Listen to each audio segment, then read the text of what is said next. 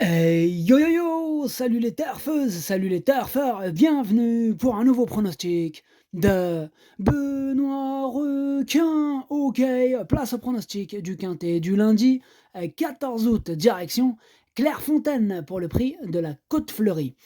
Plat 2400 mètres, 15 partants car le 11 est non partant, réunion 1, course 8, indice de confiance 1 sur 5. Ah, vous m'avez manqué, hein, il a duré plus longtemps que prévu du coup, ce pronostic à l'écrit. Je vous avais dit que ça allait durer quelques jours, ça a duré, ouais, presque 2 semaines, je me rappelle même plus, ça a duré. Bah, j'étais même pas en vacances en plus, hein, c'était pour d'autres raisons. Ah, c'était compliqué, mais bon, vas-y, c'est bon, ah non, c'est bon là, du coup, là, ça y est, là, je suis en vacances, ça y est. Ça fait du bien un petit peu de vacances. Non, franchement, vous m'avez manqué. Franchement, ça fait plaisir de vous retrouver. Pronostic à l'écrit, franchement, ça dépannait, hein, mais c'est pas pareil, c'est vrai. Bon bref, on attaque, le pronostic ou on l'attaque? Du coup, petit retour quand même sur les quintets du samedi 12 août et du dimanche 13 août. Samedi, dans mon pronostic, je vous avais donné le tiercé en 6 chevaux, ça faisait plaisir. Ah et dimanche, par contre, bah, il nous manquait quand même le numéro 16, hein, c'était mon deuxième cheval de complément, on n'était pas loin. Dommage en plus parce qu'on avait tous les autres du coup et on avait même je vous avais même donné le numéro 9, hein, à 35 contre 1. C'est dommage, hein, ce numéro 16, franchement. Oh, oh, il a gâché le dimanche. Mais c'est pas grave, on va se rattraper, on va se rattraper. Ok, c'est parti, on commence le pronostic du coup et on commence avec le numéro 1, Catch the Star. Et on n'aura pas les commentaires de l'entraîneur, ça commence bien. Ce lundi avec l'entraîneur Andreas Suborix. Bon, en même temps, il a quelques excuses. Il a été influencé, hein. Et oui, il a été influencé par le capitaine Jan Barbro. Captain Jan Barbro, c'est lui qui l'a embarqué. Heureusement qu'il en a embarqué qu'un seul, hein.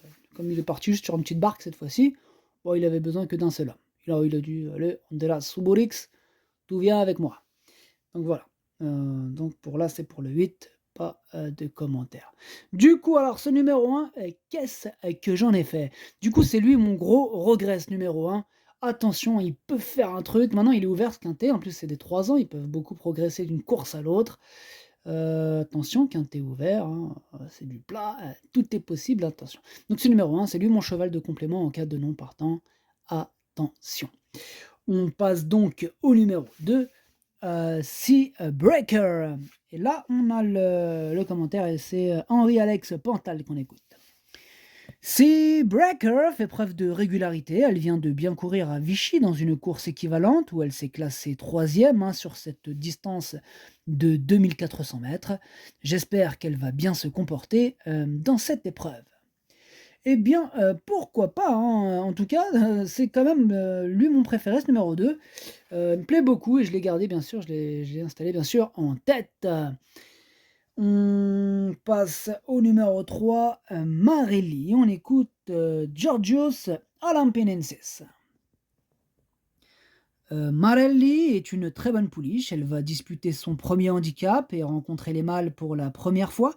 Je ne sais pas trop si elle est réellement à l'aise corte à droite, ah, mais elle est magnifique d'état et a bien travaillé. C'est un bon test pour voir si elle a le niveau d'une telle épreuve. Elle possède encore une certaine marge de progression. J'espère la voir bien se comporter. Alors, ce numéro 3, lui, en revanche, c'est un regret, je ne l'ai pas retenu. C'est lui mon deuxième cheval de complément en cas de non partant. Donc attention, attention, hein, attention. Un peu comme là, c'est impossible cassage en vue. Pas facile. On passe au numéro 4, roi du monde, hein, rien que ça, roi du monde.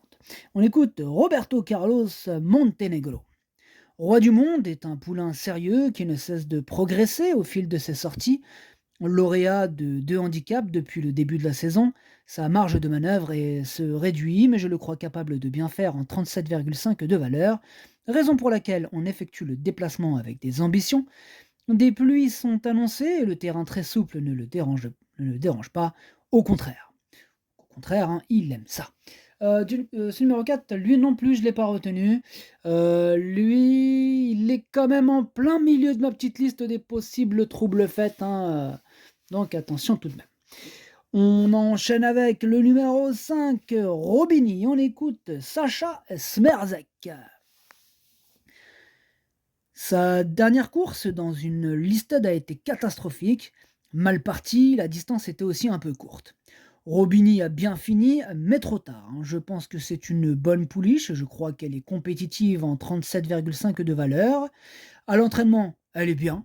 Pour son retour dans les handicaps, je suis assez confiant pour l'avoir réalisé une bonne performance. Eh bien, ce numéro 5 non plus, je ne l'ai pas retenu.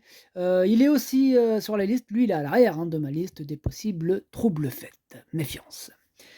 On passe donc au numéro 6, Clair de Lune, et on écoute Francis-Henri Graffard.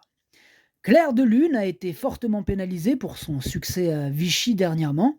Elle sera sur sa distance, et très bien. Tous les feux sont au vert, on va voir si elle peut surmonter sa pénalisation au poids. Tous les feux sont au vert, hein, nous dit Francis-Henri Graffard, il est chaud avec son numéro 6, Clair de Lune. Moi aussi je suis chaud avec ce numéro 6, il me plaît beaucoup, je l'ai gardé très haut, et je l'ai mis en troisième position. On passe au numéro 7, Rue de l'Aude, et on écoute Stéphane Wattel. Rue de l'Aude vient d'être bonne deuxième à Clairefontaine. On revient sur le même hippodrome. Elle se présente de manière un peu rapprochée, mais c'est l'esprit du meeting. Oui, c'est l'esprit du meeting, comme il dit Stéphane Wattel. Pareil pour ce numéro 7, lui aussi me plaît beaucoup. Lui, je l'ai gardé assez haut, hein, je l'ai gardé en quatrième position. Ce numéro 7, quatrième. On passe au numéro 8, Else, et on n'aura pas les commentaires de l'entraîneur en même temps. C'est qui? C'est Ian Barbro, Captain Ian Barbro, l'entraîneur. Donc normal, hein, lui jamais nous donnera de commentaires. Jamais. Never. On peut toujours courir, on peut se gratter, on peut faire ce qu'on veut. Ah bah ils s'en tapent. Oui, ouais, il est dans son délire, lui, c'est un capitaine, le mec, il est sur le bateau, pêche de la morue, tu vois, il s'éclate. Enfin bref, amuse-toi bien avec ton pote Andreas Suborik là.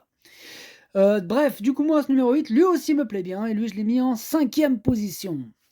On passe au numéro 9, Tarajal, et on écoute Nicolas Perret. Lors de sa première sortie pour moi, Tarajal a eu un très bon comportement, étant devancée par une pouliche de valeur plus élevée. Elle est restée dans un bel état de forme, et son programme passe par ce quintet. Au regard de l'ensemble de ses performances, elle détient une chance régulière. Ma seule interrogation est de savoir si elle sera à l'aise sur cette piste qui est un peu hachée. Eh bien, nous le saurons lundi. En tout cas, moi, ce numéro 9, je ne l'ai pas retenu. Par contre, c'est lui le chef et le capitaine, hein, de ma petite liste des possibles casseurs de tickets repérés. Donc, attention, attention. On passe au numéro 10, Ébauche. Et on écoute Christophe Ferland. Ébauche a fait une bonne performance, hein, la dernière fois en s'imposant à Compiègne. On rallonge un peu le tir, ce qui ne va pas la déranger. On élève le niveau désormais. Ébauche, Ébauche. Moi, Ébauche, il me plaît beaucoup. Je l'ai gardé très haut et je l'ai mis en deuxième position. Ce numéro 10, donc deuxième. Ouais, j'arrête avec l'allemand, tout ça. Bref, on passe au 11 qui est donc non partant. Non partant, le numéro 11. On enchaîne direct avec le numéro 12, Gabija, et on écoute Stéphane Wattel. On monte un peu en distance, hein. Gabija vient de bien gagner et a été logiquement pénalisée au poids. Elle a bien travaillé, on va voir si elle reste compétitive avec une surcharge, mais elle a peu couru et est en forme. Pareil, ce numéro 12 me plaît bien, mais je l'ai gardé plutôt en bout de combinaison.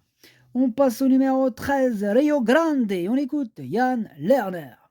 Rio Grande est un super poulain, hein, jusque sa dernière course à Longchamp où il a déçu. Il était très régulier, hein. La distance de 2400 mètres devrait lui convenir. Il aime avoir ses aises et récemment il était à la corde. Il courait aussi son premier quintet et a pris ses marques.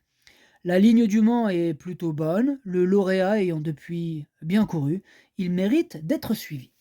Ben moi je suis d'accord avec lui, hein. Ce numéro 13 me plaît bien.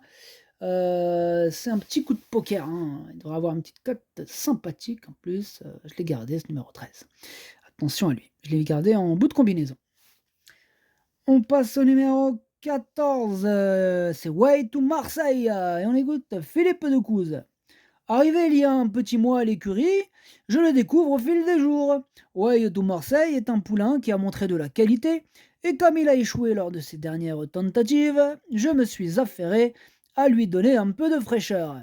Il n'a fait que de l'entretien, il me semble en bonne forme et jugé sur ses meilleures sorties, il a sa place à l'arrivée, mais avant le coup, il doit nous rassurer. C'est vrai qu'il doit nous rassurer. Du coup, moi, pas quoi en faire de ce numéro 14, hein. Effectivement, il nous déçoit un petit peu. Après voilà, il va bien finir par se réveiller un jour. Étant donné que je ne l'ai pas retenu, j'espère que ça sera pas lundi son réveil. On passe au numéro 15, Excellence, et on écoute Christophe Escuder. Excellence est une pouliche qui commence vraiment à prendre de la maturité.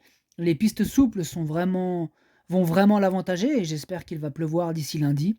Elle est assez courageuse et fait toutes ses courses. Bien placée dans le bas de tableau, elle devrait être capable de participer à l'arrivée. Pareil pour ce numéro 15, lui non plus, je ne l'ai pas retenu. Et on termine avec le numéro 16, One Point, et on écoute Didier Prodhomme. En dernier lieu, One Point nous a énormément déçus. Cependant, il faisait vraiment très chaud ce jour-là. Elle a dû avoir un coup de chaud et n'a jamais eu d'action. Elle est certainement meilleure en terrain un peu plus souple, il faudra donc scruter la météo. Jugée sur sa course de Longchamp, je lui aurais vu une première chance. Elle est bien et grandit un peu. En bas de tableau, c'est amusant. Ouais, c'est amusant, en bas de tableau, avec son petit poids. Ce numéro 16 me plaît bien. Je l'ai gardé et je l'ai mis exactement à la 6e position. Le pronostic du coup, ça donne 2, 10, 6, 7, 8, 16, 12, 13. Merci d'avoir suivi cette vidéo. N'hésitez pas à mettre un pouce bleu si la vidéo vous a plu. Pour accéder à tous mes tickets pour la course du Quintet, rendez-vous directement en description de la vidéo. À jouer avec modération. Bonne chance. Chopez-le moi. Ciao.